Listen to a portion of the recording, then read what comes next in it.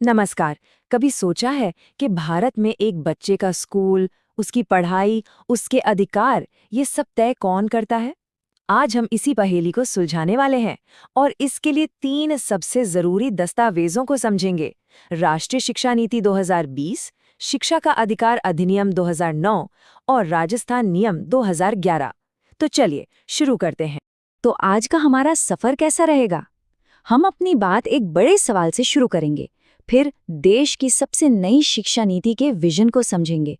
उसके बाद हम हर बच्चे को मिले कानूनी अधिकार की बात करेंगे और आखिर में देखेंगे कि राजस्थान जैसे राज्य में ये सारे नियम जमीन पर कैसे उतरते हैं। तो सबसे बड़ा और पहला सवाल यही है कि भाई भारत में किसी बच्चे की शिक्षा को असल में कौन से नियम शिकल देते हैं। ये थोड़ा कंफ्यूजिंग हो सकता है ना, पर आज इसी गुत्थी को सुलझाते हैं। इसे समझने का सबसे आसान तरीका ये है, इसे 3 हिस्सों में सोचिए। एक है विजन, मतलब भविष्य की सोच। दूसरा है अधिकार यानी कानूनी गारंटी।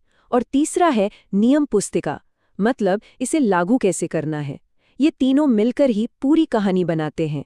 तो चलिए पहले स्तंभ यानी विजन से शुरू करते हैं, और ये विजन है हमारी नई राष्ट्रीय शिक्षा नीति 2020, जो शिक्षा के लिए एक बिल्कुल नई और दूर की सोच है।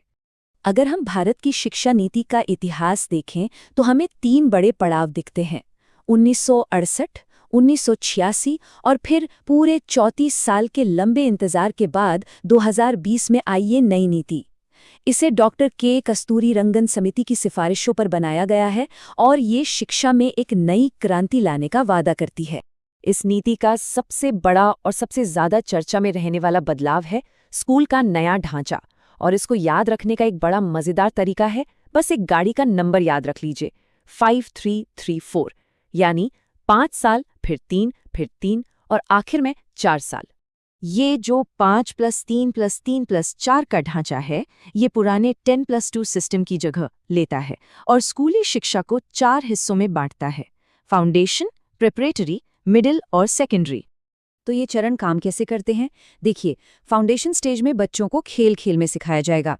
प्रेपरेटरी स्टेज में खोज और एक्टिविटी पर जोर होगा। लेकिन असली गेम चेंजर है मिडिल स्टेज, जहां पहली बार कोडिंग और वोकेशनल स्किल्स जैसे विषय जुड़ेंगे ताकि बच्चे भविष्य के लिए तैयार हों। और सेकेंडरी स्टेज में फोकस होगा क्रिटिकल थिंकिंग पर। इस नीति का एक बहुत बड़ा लक्ष्य है देश की जीडीपी का 6% शिक्षा पर खर्च करना। ये एक बहुत बड़ी बात है, क्योंकि इसकी मांग दशकों से हो रही थी ताकि हमारी शिक्षा व्यवस्था को वर्ल्ड क्लास बनाया जा सके। और भी बहुत कुछ है। मंत्रालय का नाम बदलकर शिक्षा मंत्रालय करना सिर्फ नाम बदलना नहीं, बल्कि फोकस बदलने जैसा है। अब फोकस सिर्फ संसाधन पर नहीं, शिक्षा पर है। ग्रेड 5 तक अपनी भाषा में पढ़ाई से बच्चों की समझ गहरी होगी। और रिपोर्ट कार्ड, अब वो सिर्फ नंबर नहीं बताएगा, बल्कि 360 डिग्री असेसमेंट से बच्चे के हर पहलू को परखेगा। और इन सबका लक्ष्य है 2030 तक हर बच्चे को स्कूल तक पहुंचाना। अच्छा, अब आते हैं हमारे दूसरे स्तंभ पर, अधिकार। ये सिर्फ कोई पॉलिसी नहीं है, बल्कि हर बच्चे के लिए एक कानूनी अधिकार है और इसका नाम है शिक्षा का अधिकार अधिनियम 2009। इस अधिकार की जड़ें हमारे संविधान के अनुच्छेद 21A में हैं। ये साफ साफ कहता है कि राज्य 6 से 14 साल के सभी बच्चों को मुफ्त और अनिवार्य शिक्षा देगा। मतलब ये एक मौलिक अधिकार है। इस कानून का एक सबसे जरूरी और अक्सर बहस में रहने वाला हिस्सा है प्राइवेट स्कूलों में 25% सीटों का आरक्षण। जी हाँ, पूरे 25%। ये सीटें आर्थिक रूप से कमजोर और वंचित समूहों के बच्चों के लिए रिजर्व हैं और उनकी फीस सरकार देती है ताकि अच्छी शिक्षा तक सबकी पहुंच बन सके। इस अधिनियम की धारा 17 बच्चों को एक बहुत जरूरी सुरक्षा देती है। ये स्कूलों में किसी भी तरह की शारीरिक सजा या मानसिक प्रताड़ना पर पूरी तरह से रोक लगाती है ताकि बच्चे बिना किसी डर के सीख सकें।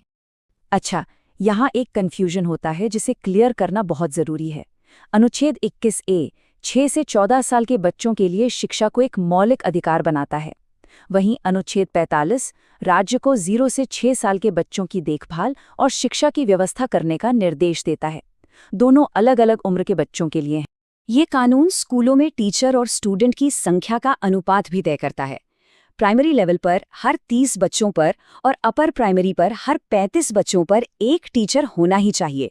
इसका सीधा मकसद ये है कि हर बच्चे पर ठीक से ध्यान दिया जा सके। और अब हम आते हैं अपने आखिरी स्तंभ पर, नियम पुस्तिका। ये हमें दिखाता है कि एक राष्ट्रीय अधिकार को राजस्थान जैसे किसी एक राज्य में जमीनी स्तर पर कैसे लागू किया जाता है। ये नियम असल में राष्ट्रीय आरटीई एक्ट को लागू करने के लिए राजस्थान के अपने खास निर्देश हैं। एक्ट की धारा 38 राज्यों को ऐसे नियम बनाने की पावर देती है। तो ये एक तरह से नेशनल लॉ को स्टेट लेवल एक्शन में बदलने का तरीका है। ये नियम स्कूल को सिर्फ टीचर्स और प्रिंसिपल की जिम्मेदारी नहीं बनाते, बल्कि समाज को भी जोड़ते हैं। स्कूल मैनेजमेंट कमेटी या एसएमसी इसी का एक बढ़िया उदाहरण है। ये कमेटियां स्कूल पर नजर रखती हैं और ये पक्का करती हैं कि इसमें 75% सदस्य बच्चों के माता-पिता ही हों, जिनमें से आधी महिलाएं हों। यानी अब फैसले लेने में माता-पिता की भी सीधी भागीदारी होगी। यहाँ एक खास उदाहरण देखिए। नियम 19 सीधे तौर पर टीचर्स के वेतन, भत्ते और सेवा नियमों की बात करता है। ये दिखाता है कि ये नियम कितने प्रैक्टिकल और ज़मीनी हैं।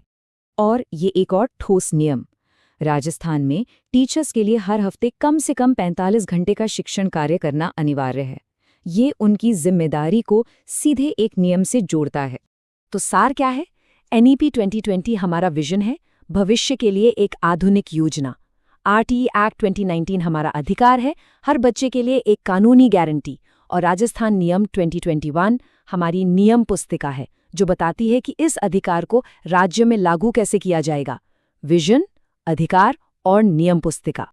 तो ये सारी नीतियां कागज पर तो बेहतरीन है, लेकिन इन्हें हकीकत में बदलने में सबसे बड़ी एक चुनौती क्या है? ये एक ऐसा सवाल है जो हमें शिक्षा के भविष्य के बारे में और भी गहराई से सोचने पर मजबूर करता है।